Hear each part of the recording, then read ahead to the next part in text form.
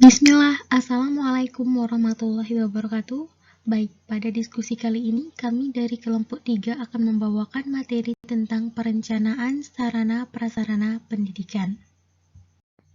Baik, sebelum saya memulai pemaparan materi kali ini, saya selaku speaker untuk pemaparan materi kali ini akan menyampaikan perkenalan anggota kelompok 3.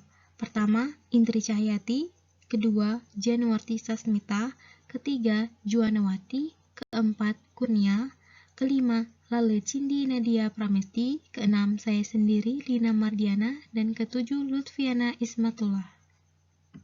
Baiklah teman-teman, sekarang marilah kita mulai pembahasan untuk materi atau bahan diskusi kita pada hari ini, yakni tentang perencanaan sarana prasarana pendidikan.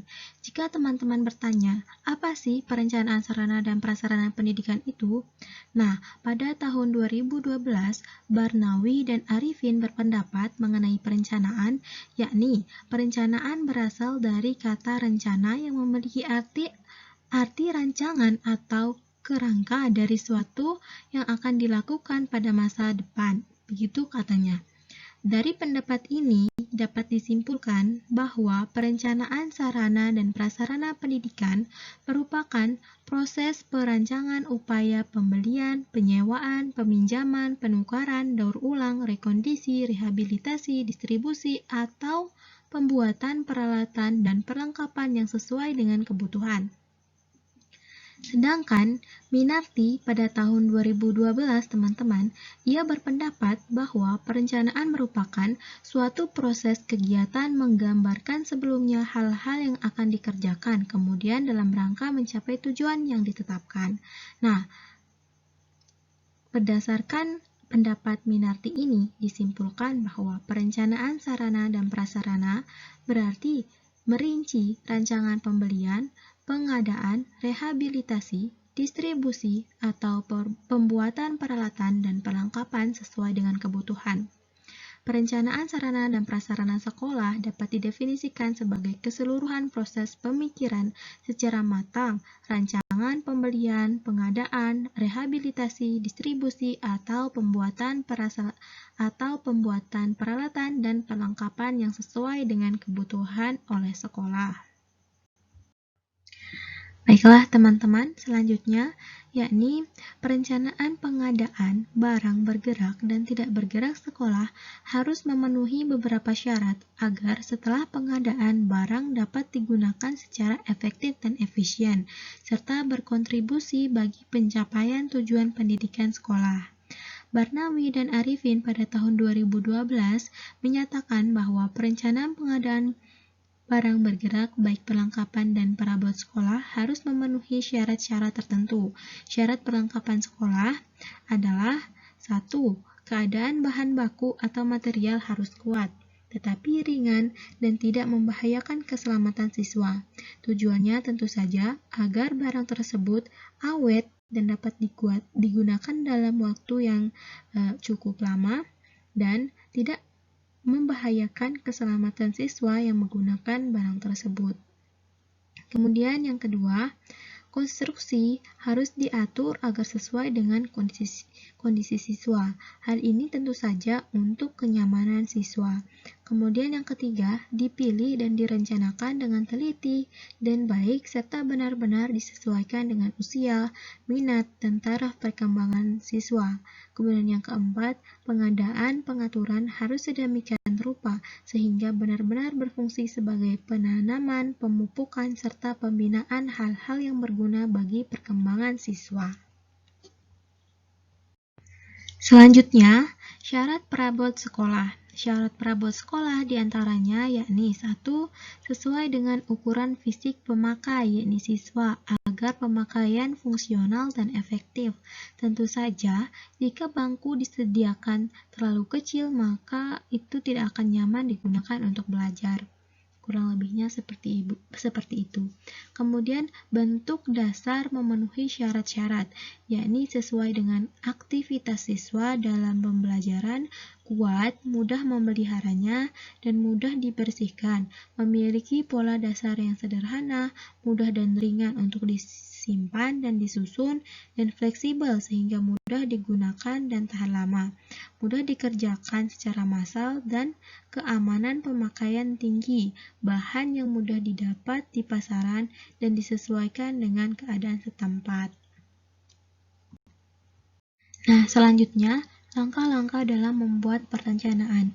Adapun pada tahun 2012, Barnawi dan Arifin juga menyebutkan bahwa dalam proses perencanaan barang bergerak hendaknya melewati tahap-tahap yang meliputi. Langkah pertama adalah penyusunan daftar kebutuhan, yakni menyusun daftar kebutuhan sekolah, dibuat dengan cara mengidentifikasi dan menganalisis seluruh kebutuhan baik untuk masa sekarang maupun masa mendatang. Hal ini tentunya tetap memperhatikan rencana kegiatan sekolah. Dengan memperhatikan rencana kegiatan sekolah, kaitannya dengan identifikasi dan menganalisis kebutuhan sarana dan prasarana sesuai dengan perkembangan sekolah. Adanya sarana dan prasarana yang rusak, dihapus, hilang, atau sebab lain yang dapat dipertanggungjawabkan sehingga memerlukan pergantian. Kemudian adanya kebutuhan sarana dan prasarana yang dirasakan pada jatah perorangan jika terjadi mutasi guru atau pegawai sehingga turut mempengaruhi kebutuhan sarana dan prasarana, dan adanya persediaan sarana dan prasarana untuk tahun anggaran mendatang. Nah, langkah kedua adalah estimasi biaya, yaitu penaksiran biaya yang dibutuhkan. Pada barang yang habis pakai perlu ditaksir Pada barang yang habis dipakai perlu ditaksir atau diperkirakan biaya untuk 1 bulan, triwulan, dan biaya untuk 1 tahun. Langkah ketiga ialah menetapkan skala prioritas yang ditetapkan berdasarkan dana yang tersedia dan urgensi kebutuhan. Jangan sampai sekolah menggunakan dana untuk pengadaan perlengkapan yang sebenarnya tidak terlalu dibutuhkan.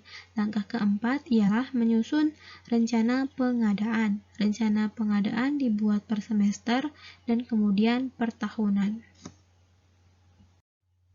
Selanjutnya, untuk perencanaan pengadaan barang tidak bergerak, misalnya yakni tanah dan bangunan. Tanah yang dipilih untuk mendirikan sekolah hendaknya memiliki kelebihan tertentu. Kelebihan tertentu yang dimaksud ialah kelebihan yang dapat mendukung proses pendidikan. Oleh karena itu, perlu dilakukan pemilihan tanah secara cermat. Tanah harus strategis, bebas bencana, subur, dan memiliki pemandangan yang indah. Adapun syarat-syarat yang harus diperhatikan dalam pemilihan tanah untuk bangunan sekolah ialah disebutkan Barnawi dan Arifin pada tahun 2012 yang diantaranya 1. Mudah diakses dengan berjalan kaki atau berkendara. Kedua, terletak di suatu lingkungan yang memiliki banyak hubungan dengan kepentingan pendidikan. Yang ketiga, cukup luas, bentuk maupun topografinya akan memenuhi kebutuhan.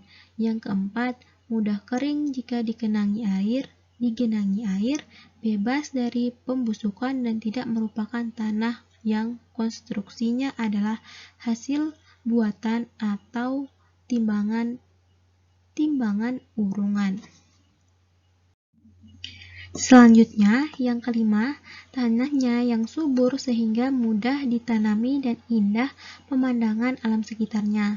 Kemudian yang keenam, memiliki cukup air ataupun mudah dan tidak tinggi biayanya jika harus menggali sumur ataupun menggunakan pipa-pipa di perairan. Yang ketujuh, di samping memiliki persediaan air, matahari yang cukup harus pula merupakan air yang bersih. Yang kedelapan, memperoleh sinar matahari yang cukup selama waktu sekolah berlangsung sehingga kelancaran dan kesehatan terjamin.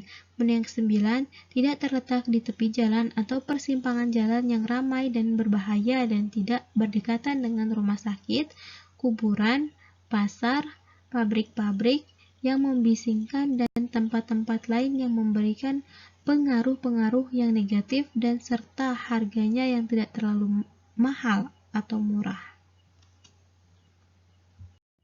Nah, adapun langkah-langkah perencanaan pengadaan tanah, yakni 1. Menganalisis kebutuhan tanah. Tanah yang dipilih hendaknya mengacu pada syarat-syarat pemilihan tanah dan hasil analisis kebutuhan bangunan yang akan didirikan serta lokasi yang ditentukan berdasarkan pemetaan sekolah. Yang kedua, mengadakan survei kondisi tanah. Saat melakukan survei, tanah harus memperhatikan aspek apakah di lokasi tersebut terdapat fasilitas seperti jalan, listrik, air, telepon, dan alat transportasi dan atau tidak. Kemudian yang ketiga, mengadakan survei tanah. Harga tanah perlu dicek apakah harga tanah yang ditawarkan terlalu mahal atau tidak. Selanjutnya, prosedur perencanaan pembangunan gedung sekolah. Bangunan sebagai sarana atau tempat yang akan dibangun untuk kegiatan pembelajaran, gedung sekolah yang akan dibangun selain harus memperhatikan segi kualitas, juga harus memperhatikan kurikulum pendidikan sekolah. Oleh sebab itu, dalam membangun gedung sekolah menuntut adanya suatu perencanaan dengan prosedur, yaitu 1. Menyusun rencana bangunan yang dibutuhkan berdasarkan analisis kebutuhan secara lengkap dan teliti. Misalnya fungsi bangunan, jumlah pemakai, guru, karyawan, dan siswa, kurikulum sekolah, dan jenis serta jumlah perlengkapan yang akan ditempatkan pada bangunan tersebut. Yang kedua, melakukan survei terhadap tanah. Yang ketiga, menyusun atau mengecek rencana konstruksi dan arsitektur bangunan berdasarkan kebutuhan dan hasil survei. Yang keempat, menyusun rencana anggaran biaya sesuai dengan standar di daerah yang bersangkutan. Dan yang kelima, menyusun penetapan rencana anggaran biaya atau RAB yang disesuaikan dengan pelaksanaan secara teknis serta memperkirakan skala prioritas yang telah ditetapkan sebelumnya. Nah, kemudian penyusunan rencana dalam menentukan kebutuhan barang sekolah.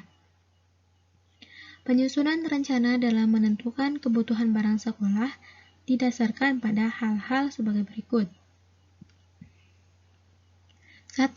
Adanya kebutuhan barang sesuai dengan perkembangan sekolah. Kedua, adanya barang-barang yang rusak atau dihapus, hilang, atau sebab lain yang dapat dipertanggungjawabkan sehingga memerlukan penggantian. Yang ketiga, adanya kebutuhan barang didasarkan pada jatah perorangan jika terjadi mutasi guru atau staf sehingga turut mempengaruhi kebutuhan barang. Nah, maksudnya di sini adalah jika misalnya terjadi mutasi guru atau staf sehingga gurunya bertambah jumlahnya, maka di sana diperlukan sarana prasarana yang harus ditambah begitu. Nah, kemudian yang keempat, adanya tingkat persediaan barang untuk setiap tahun anggaran mendatang. Baiklah teman-teman, sekian yang dapat kami sampaikan, kurang lebihnya mohon maaf. Wassalamualaikum warahmatullahi wabarakatuh. Thanks for watching. Apabila ada yang perlu ditanyakan, silahkan ditanyakan pada kolom komentar di Facebook.